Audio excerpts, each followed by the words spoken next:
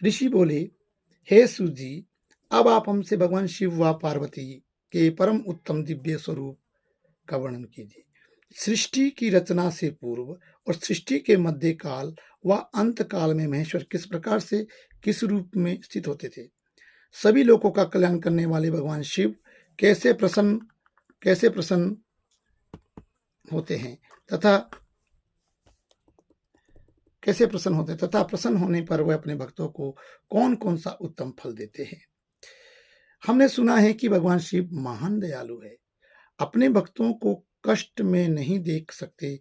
ब्रह्मा, विष्णु और महेश तीनों देवता शिव जी के अंग से ही उत्पन्न हुए हैं। हम पर कृपा कर शिव जी के प्राकट्य, देवी उमा की उत्पत्ति, शिव उमा विवाह, गृहस्थ धर्म एवं शिव जी के अनंत चरित्रों को सुनाइए। सूत जी बोले, हे ऋषियों, आप लोगों का प्रश्न पतित पावनी श्री गंगा जी के समान है।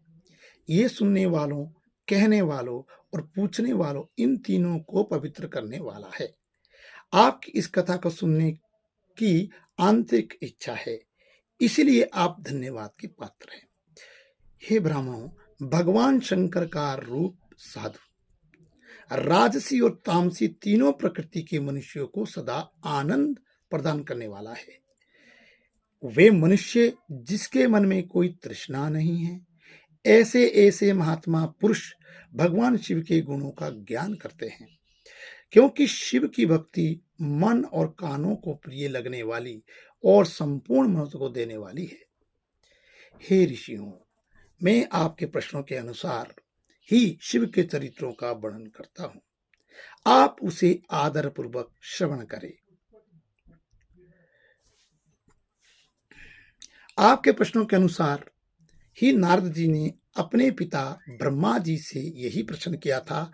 तब ब्रह्मा जी ने प्रसन्न होकर शिव चरित्र सुनाया।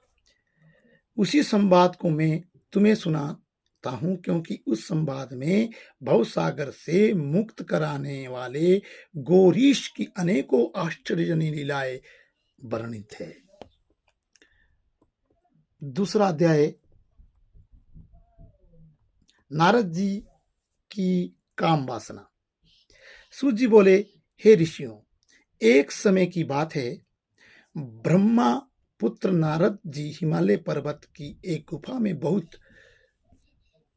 बहुत दिनों से तपस्या कर रहे थे। उन्होंने दृढ़ता पूर्वक समाधि लगाई और तप करने लगे। उनके